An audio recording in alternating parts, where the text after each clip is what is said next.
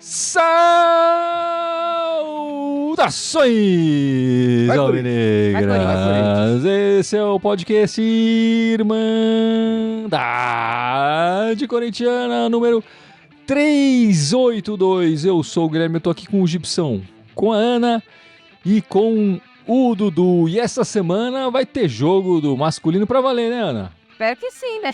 A gente às vezes tem as caixinhas de surpresa, né? Espero que sim. Espero que comece a Sul-Americana aí com o pé direito para nós. Pé direito do Yuri, Gibson? Do Yuri já é bandeira 2, como diriam os taxistas antigamente, né? Eu acho mais fácil ser pé direito do Romero, se bem que ele é mais canhotinho, apenas ser o pé esquerdo do Romero, né? Vai garantir mais.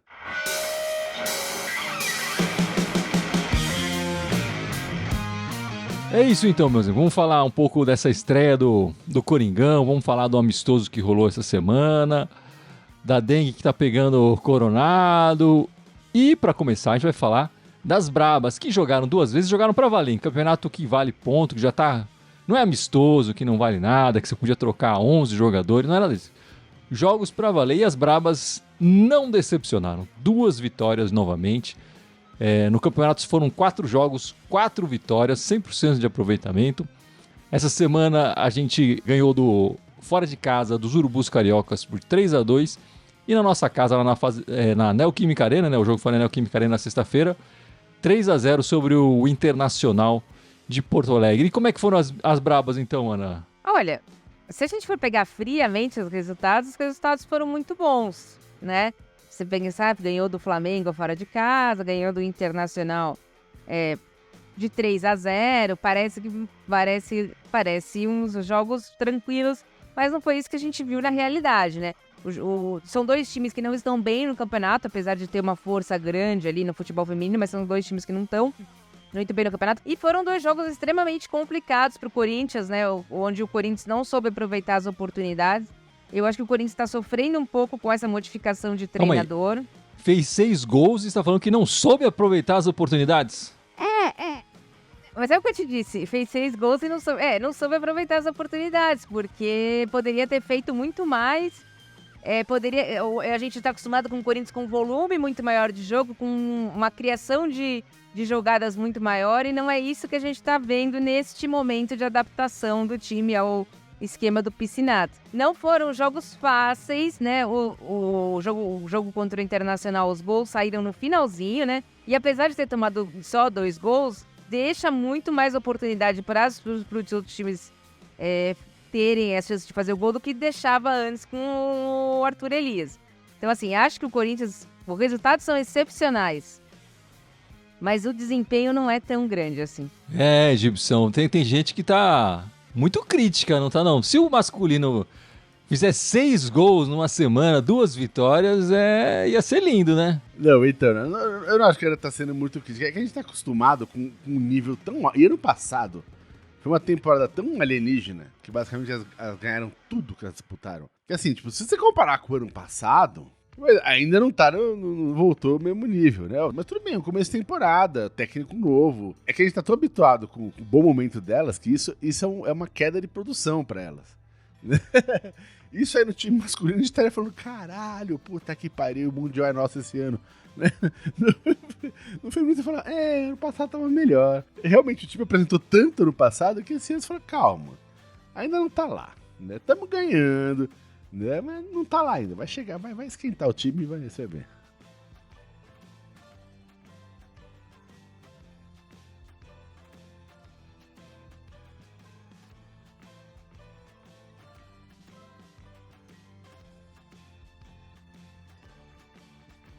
A gente tem que voltar no começo do ano, no máximo. As bravas são foda, né, Dudu? Mas eu entendo um pouco o que a Ana fala, porque a gente tá, que nem o Gibson falou, um pouco mal acostumado. Mas, curiosamente, foram 2 jogos distintos essa semana, né? Mesmo contra os Urubus e o jogo do Inter. A lamentar o jogo do Inter ver a Neoquímica vazia, né? Porque eu acho que o horário não ajudou em função do feriado. Sexta-feira, feriado, 9h30 da noite, é sacanagem. Não né? é. Vazia também no bom sentido, né? Tinha gente lá, mas não o que as meninas mereciam. E eu achei o jogo de sexta-feira um time um pouco descompacto, assim, né? Tava muito longe um do outro, eu entendo as oportunidades que a Ana falou. A gente lamenta, mas enfim, vou usar até as palavras que a Ana falou, né? Mas, pô, o Corinthians feminino, quando dá tudo errado, dá certo. Então, a gente às vezes nem se preocupa. A gente fala, poxa, tá, não tá, mas vai ganhar, né? Mas o time feminino não tem o que falar, né? Se joga bem, ganha. Se joga mal, ganha. Então, a gente que gosta de falar, porque tem assunto pra falar aqui no podcast, né? Daqui a pouco a gente vai ter que falar do masculino, a gente podia continuar no feminino aqui. Mas já são 4 pontos o Corinthians já abriu pro segundo colocado no Brasileiro, né? O próximo jogo é só dia 12 de abril, então vai ter um intervalo aí. Por que vai acontecer? Vai ter jogo da seleção, Ana? Você tá sabendo? Vai ter alguma jogo coisa? da seleção, a She Believes, então o Corinthians vai descansar em termos, né? Porque nós temos 9 convocadas, né? E vai ter jogo dia 6 e dia 9. Então acredito que pro dia 12 nós vamos ter um time meio misto aí. Enfim, a volta das Brabas mesmo é dia 12 contra o Santos, sexta-feira, fora de casa, né? O jogo fora de casa. Ô, Ana, agora olhando assim, a gente tá no começo do ano ainda do futebol feminino. Qual que você acha que vai ser o grande obstáculo do Corinthians? Porque até agora a gente tá passeando, né? Pode reclamar aqui e ali do desempenho, mas os resultados são impressionantes. Qual vai ser o grande problema que a gente vai enfrentar aí? O próprio Corinthians. Pra mim, o grande problema do Corinthians vai ser o próprio Corinthians. Porque na minha cabeça, tá? Eu não sei se eu tô certo. Você tinha todo um esquema de jogo, de movimentação que dava certo. E agora vai ter de mudar isso. E na sua cabeça você fica, pô, mas o outro tá certo, o outro dava certo, por que eu vou fazer do outro jeito, né? E ele também tenta implementar uma marca dele, ele não quer fazer... E tem razão, ele não é o Arthur Elias, né? Ele é outro técnico. Então eu acho que essa dificuldade de adaptação vai ser o maior problema do Corinthians. De adversário, tá? Eu acho que de adversário seria a Ferroviária, que montou um time mais experiente esse ano. O Cruzeiro tem subido grande produção.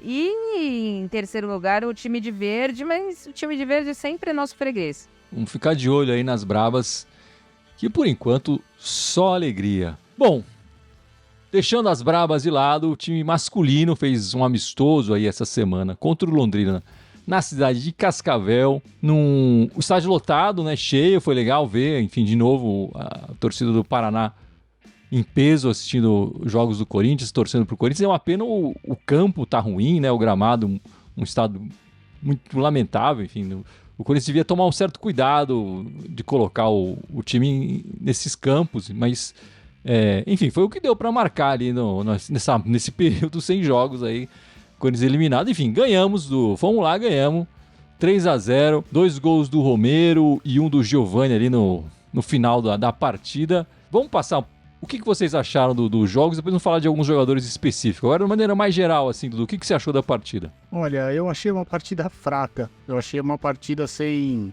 muita alternativa. Eu não vi, acho que o Corinthians em si aproveitando muita oportunidade desse amistoso, né? Mas eu não achei o Corinthians focado o suficiente para fazer esse amistoso. E aí o jogo acabou sendo muito nervoso, muito...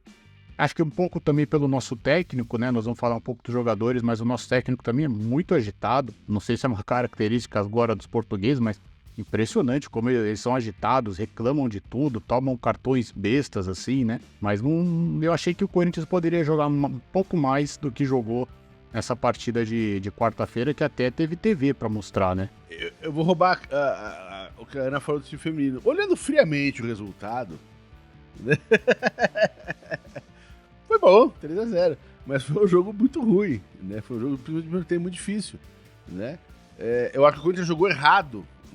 Assim, fora, eu não sei se foi falta de interesse, pra mim rolou uma dificuldade mesmo, assim, em conseguir entrar na defesa adversária, sabe? Os caras entraram com uma defesa bem postada e o nosso time teve muita dificuldade, cara, pra passar ali. Jogadores ali que estavam se estreando desde o começo da partida, aí mais pra frente acaba andando em expulsão, um monte de amarelo, enfim, né? O que pra um amistoso é meio ridículo, assim, né? Agora, eu acho que o time teve dificuldade, assim, o ataque... Eu não sei, cara, eu não vou falar de ficar de novo discutindo sobre o assunto, mas, cara, eu já desisti do Yuri, ainda mais ali pela direita, não acontece nada, ele não sabe o que ele tá fazendo, ele fica perdido em campo. Na hora que a gente parou de jogar com um a menos, porque os caras tiveram expulso, né? Não foi porque o Yuri saiu de campo, que quando a gente abriu o placar, o Yuri tava em campo ainda. Né? Aí começou a andar o jogo. Né? E depois que o Yuri saiu, andou melhor ainda o jogo. Eu acho que os reservas acabam jogando melhor do que os titulares, de modo geral, com exceções, claro. E valeu a pena também pra ver o Paulinho de novo jogando, né? Apesar que todo mundo sabe que eu não queria que ele jogasse mais. Enfim, vamos torcer pra ele se recuperar, então, a ponto de poder fazer isso durante mais tempo no jogo e não durante 15 minutos, enfim. Né? Mas foi bom pra ver ele de volta, enfim. E você, Ana, como é que você viu essa partida aí? Eu achei muito preocupante, porque eu achei o Corinthians muito pilhado para um amistoso. Eu não tô falando que tinha que entrar mole, não é isso. Porque é amistoso eu não vou jogar. Não é isso, mas eu acho que é uma diferença de entrar com vontade e entrar muito nervoso. O Corinthians me pareceu muito nervoso. Desde daquele jogo que perdeu contra a Ponte Preta, nós não terminamos nenhum jogo com 11 em campo, se não me engano. Eu acho que só terminamos com 10.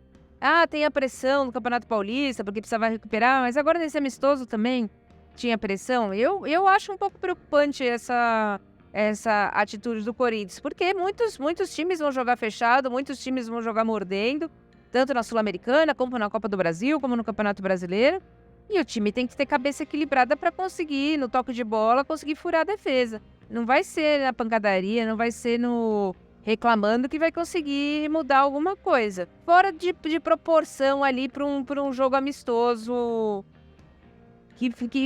Desculpa, eu não sei quem organizou isso, mas eu acho que a organização foi totalmente falha, porque o que conseguiu, mas não conseguia fazer num campo melhor, porque tirou um time de Londrina que tinha um campo em Londrina bom para jogar em Cascavel.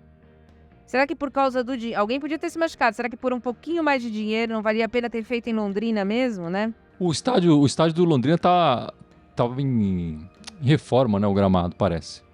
O estádio do Londrina. Então, mas será que não tinha outro estádio para fazer no próprio Paraná, né? Eu acho um pouco falho isso do Corinthians. Poderia ter machucado algum jogador. Então, assim, eu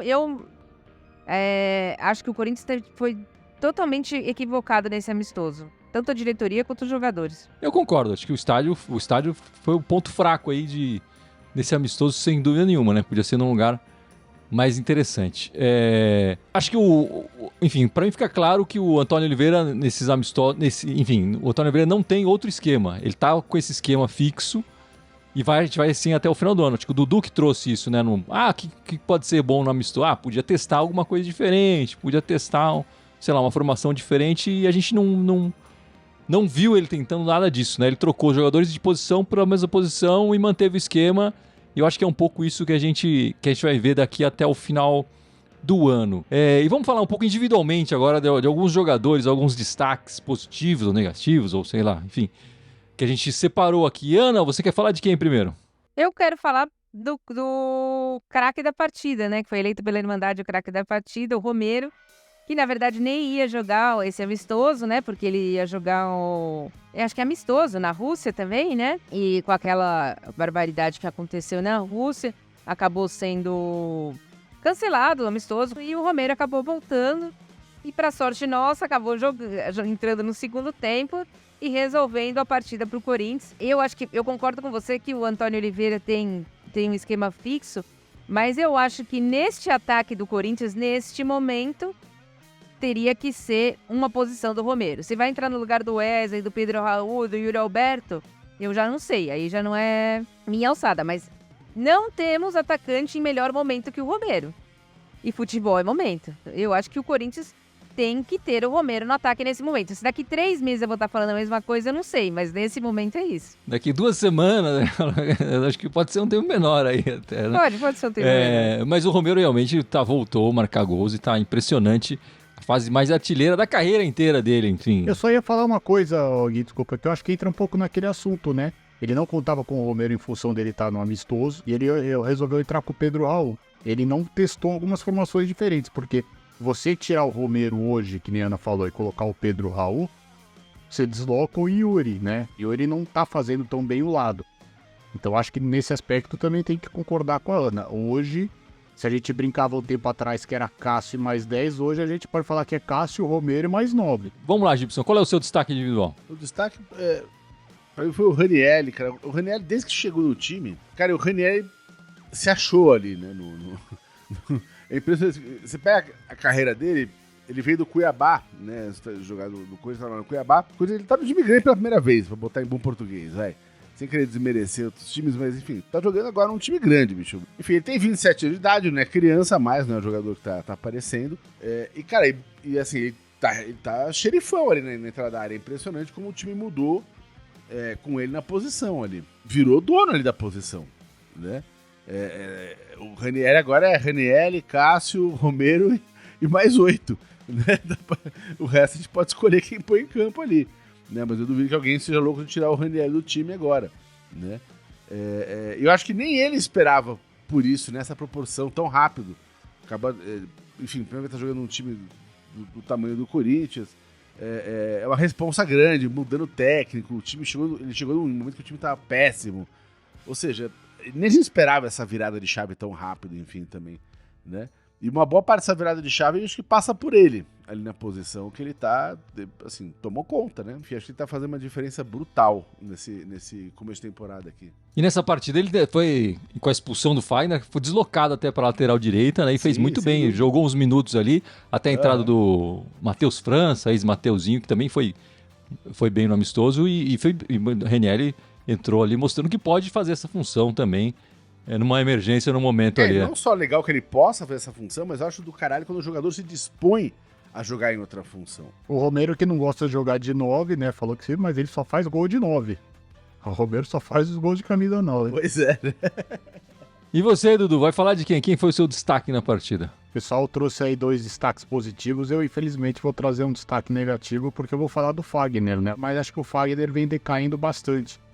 Não sei se ele tá sentindo peso que vai sair do Corinthians, não sei se essa questão de contrato, não sei se também com a sombra do Matheus França agora, porque ele realmente tá chegando atrasado, não acho que ele assim tá fora de forma, tudo, mas ele tá mais lento. Eu acho que o Fagner, ele precisa agora deixar de ser um lateral mesmo.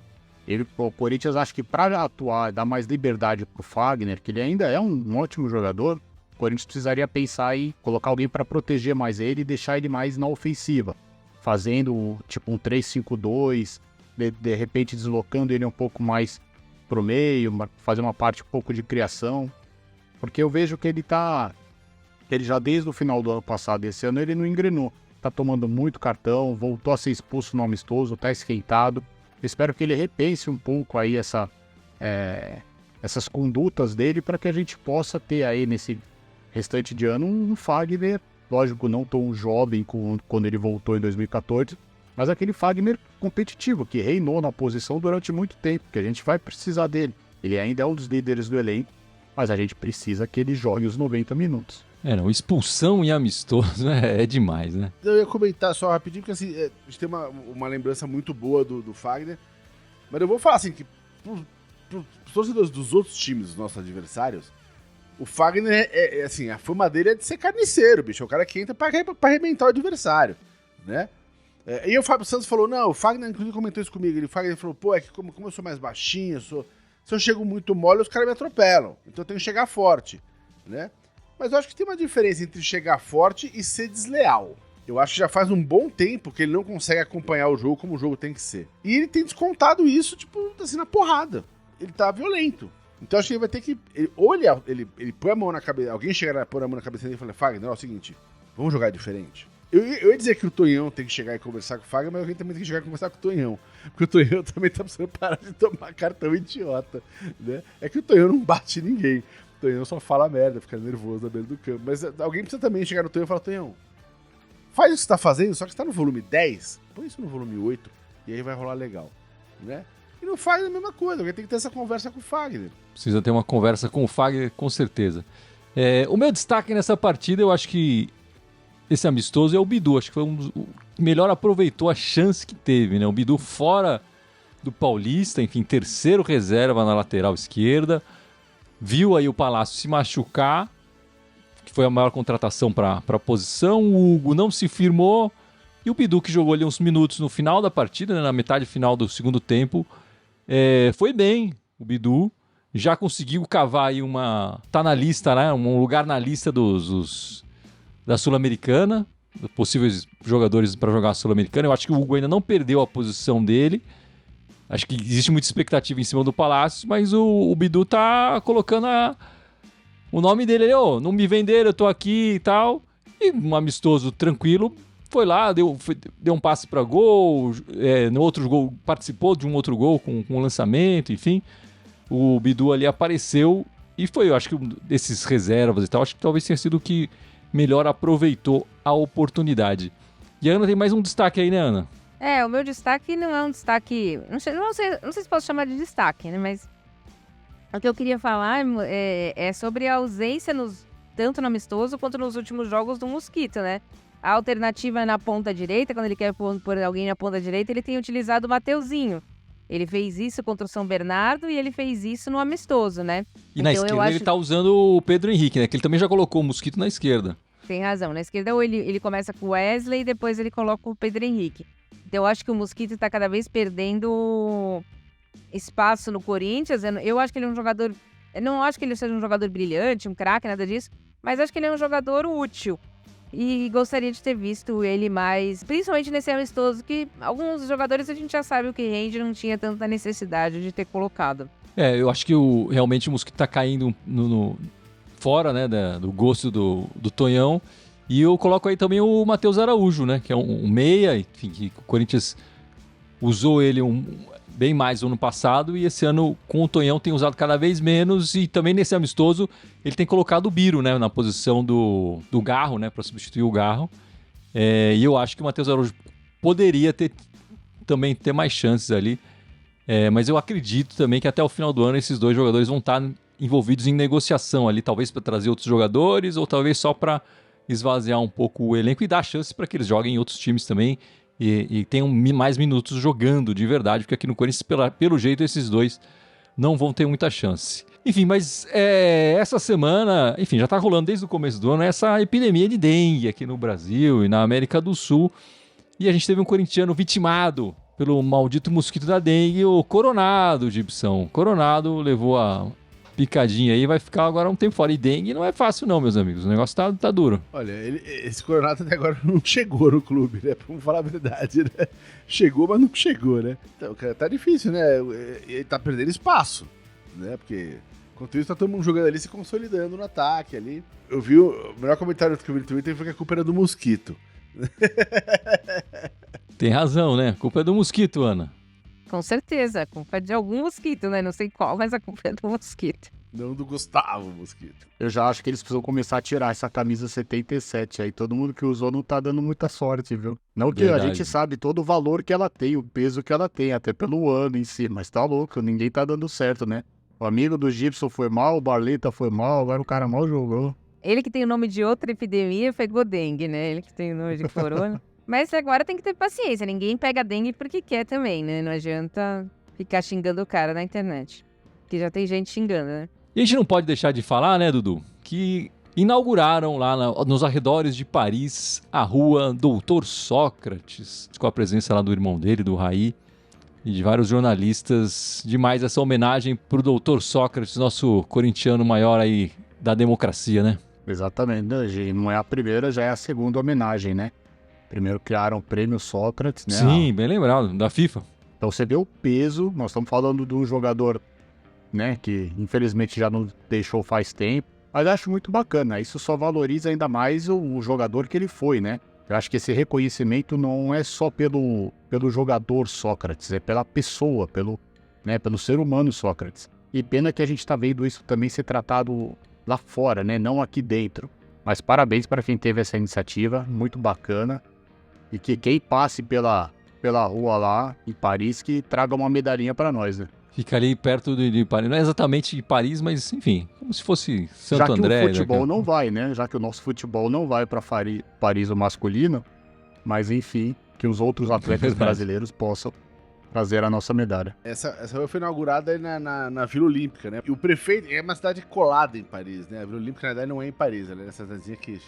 Como é que era o nome? Deixa eu ver se eu acho aqui. Era Saint-Ouen, você acha que é assim que pronuncia, vai saber como é que vocês falam esse negócio. Mas enfim, o prefeito dessa cidade, quando rolou a inauguração da estátua, né? Você vê da como... placa, né? Da na placa. estátua. Da estátua da rua, né? Você vê, o prefeito soltou a seguinte frase lá, que explodiu na internet, né? Precisamos fazer escolha, ou é Sócrates ou é Neymar, ou é democracia ou é ditadura, ou é amor ou é ódio. Aí você vê como é que o Sócrates entrou pra eternidade e como é que o Neymar, por exemplo, pra dar um exemplo, que enfim, jogou ali no Paris Saint-Germain e deveria, na teoria, ser uma pessoa e ser um benquista pro jogo defender o time ali, né? Você vê que, enfim, ali ninguém não vai ter uma rua chamada Neymar tão cedo. Já o Sócrates, que nunca jogou no Paris Saint-Germain, merece e recebeu a sua homenagem lá, muito justamente. Eu acho que o que o Gibson e o Dudu falaram, eu acho que toda homenagem pra ele é pouco ainda, perto do que ele fez. Eu realmente acho que o Brasil precisa tratar melhor os ídolos, né? Essas homenagens acontecem fora e no Brasil tem muito pouco ainda. Tá lá na França e para mostrar como não é só futebol que a gente tá falando aqui, tem a ver com política também, tem a ver com esses jogadores que transcendem, né, o futebolismo, além do futebol. Como o Gibson bem lembrou, nunca jogou na França, mas as pessoas reconhecem o Sócrates e reconhecem a camiseta do Corinthians também porque ele jogou aqui, né? Quer dizer, ele consegue levar o nome do Corinthians além do que o Corinthians chegaria pela sua atividade, pelas suas falas, pelos seus pensamentos e pelo que ele faz fora das quatro linhas ali do futebol. E aquela seleção de 82, que enfim, ficou famosa como uma seleção que deveria ter sido campeã do mundo e não foi, enfim, que jogava aquele futebol maravilhoso, encantou todo mundo. Enfim, que eu acho que o Sócrates vai um pouco além disso pela democracia corintiana, não, né? Sem dúvida, é um movimento estudado em todo mundo. E aqui no Brasil é pouco, enfim, a gente fala muito, tem muita gente falando, mas eu acho que ainda é pouco do que se fala. A gente fala muito corintiano, né? Mas o clubismo afeta até isso aqui, né? Não, e eu acho que o Brasil também, os brasileiros têm dificuldade de saber o exemplo deles. Porque eles veem, por exemplo, que os meninos imitam corte de cabelo, imitam comemoração.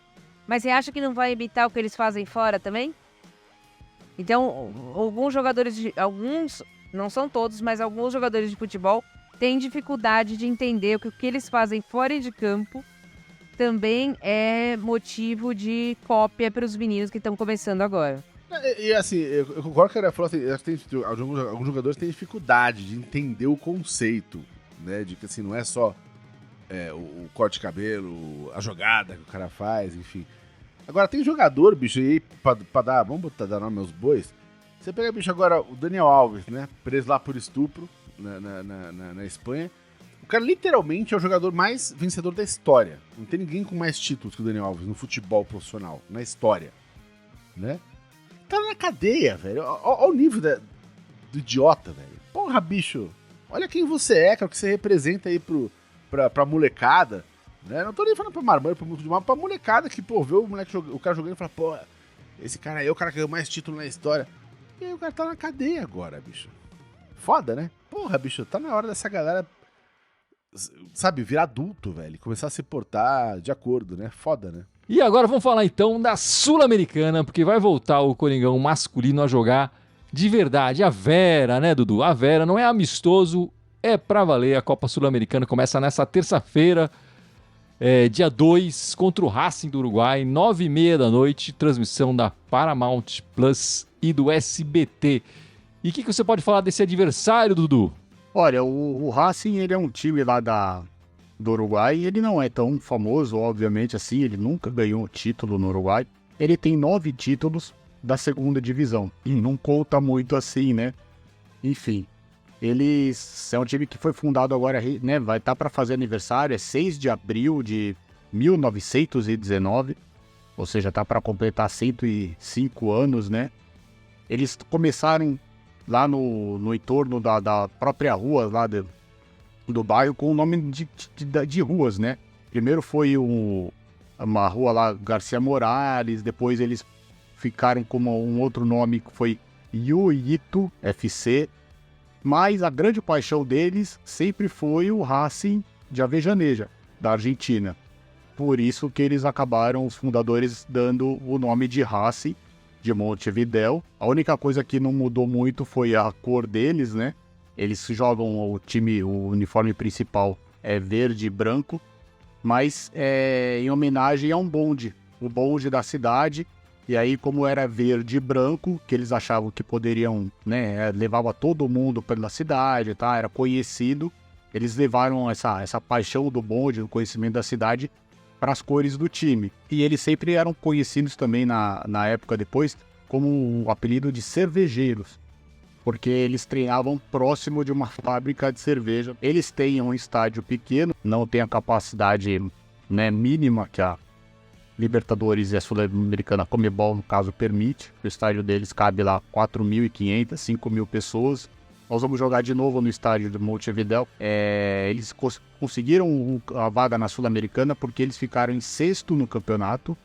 E aí do quinto ao 8º, eles fazem um mata-mata, porque só 2 desses 4 times que vão para a Sul-Americana. Eles jogam tradicionalmente no 4-3-3. O técnico deles, ele tá lá desde setembro, já tá um período, mas não tantos jogos, né? Ele tá com 20 jogos no comando. Eles não fazem tantos jogos porque o campeonato com 16 times, então são 15 jogos. Esse ano mesmo eles fizeram 8 jogos, foram 6 jogos do campeonato e os 2 do confronto com o Cerro para ver quem iria para a Sul-Americana, lembrando que eles ficaram em 6º, aí eles pegaram o 7º e eles jogam 4-3-3, que nem eu falei. Mas o técnico deles gosta muito de jogar no 4-4-2 também. Então, às vezes, ele desloca alguns jogadores da ponta para fazer o meio de campo. Acredito que a gente tem que tomar um pouco mais de cuidado com o centroavante deles, o número 27, que agora fugiu o nome, que é o artilheiro lá, tá fazendo os gols. E o Corinthians e Racing já se enfrentaram numa Libertadores, né? Em 2010, numa Libertadores, na estreia do Corinthians, no Pacaembu, quase com 2 minutos de jogo, os caras fizeram 1-0. Aí o Elias fez 2 gols, nós viramos para 2-1. E depois do jogo de volta, um time já bem modificado, porque a gente já estava classificado e eles já estavam eliminados, nós ganhamos lá de 2-0, com um gol do Dentinho e outro gol do Elias. Então foram as 2 partidas na história que o Corinthians fez com o Racing. E agora são mais 2 partidas, sendo a primeira terça-feira aí com transmissão do Paramount e do SBT. Enfim, eles estão lá no meio da tabela do campeonato. Não deve ser um time tão complicado para o Corinthians, mas enfim, o Corinthians precisa ter mais cabeça, que nem a gente falou aqui. Jogar com os pés no chão, porque tem mais time, tem mais bola. E a gente precisa começar com o pé direito essa Sul-Americana. Precisa começar jogando bem, né? E você, como é que você vê essa partida, Ana?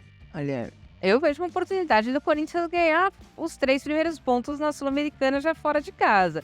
O time tá, 10, 15 dias se preparando para esse jogo. Não tá disputando nenhum campeonato. Pega um time teoricamente mais fraco. Oportunidade de fazer 3 pontos e largar bem na Sul-Americana. É assim que eu vejo. Não acho que o Corinthians tenha que pensar em outro resultado nesse momento. Não, eu concordo com o que a Ana falou, assim, pra ganhar 3 pontos já, pra começar com o pé direito essa competição. O time tá descansado, vem treinando, cara, agora é pra valer. Né? Se era pra jogar tão sério contra o amistoso lá, agora, vamos jogar sério, vamos jogar pra valer, né?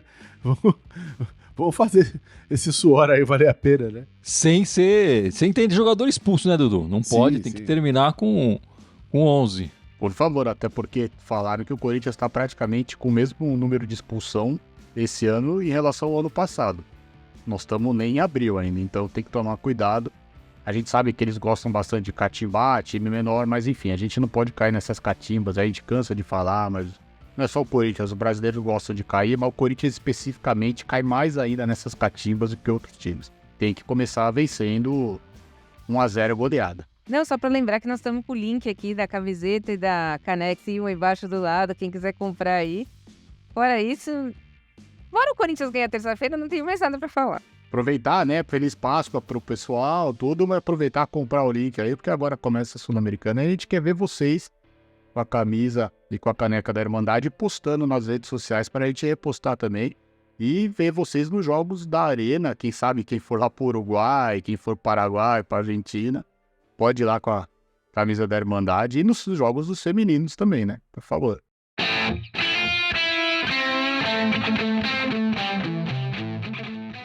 Então vamos encerrando esta live, este podcast 382, aguardando aí essa estreia do Coringão na Sul-Americana, e o Gibson vai lembrar as nossas redes sociais. Bora, vamos lá. Estamos ao vivo aqui no YouTube e no Twitter. Temos também o Instagram, o Facebook, SoundCloud, iTunes, Deezer, Spotify, Telegram, TikTok. Todos eles Irmandade Corintiana com TH. Só no Twitter que é Irmandade Timão. E Dudu, semana que vem estamos de volta. 7 da noite, né? Talvez um pouquinho antes, um pouquinho depois, depende do horário do relógio de vocês, mas às 19 horas estaremos aqui para falar já dessa estreia da Sul-Americana, e aí sim já falar do segundo jogo da Sul-Americana e também da estreia do Campeonato Brasileiro. E como a gente falou aqui rapidamente, se o Corinthians joga de terça-feira, o Campeonato Brasileiro pra gente vai ser no sábado, né? Então, muito obrigado a todos vocês. Espero vocês de volta na semana que vem. E vai, Corinthians! Vai, Corinthians! Vai, Corinthians!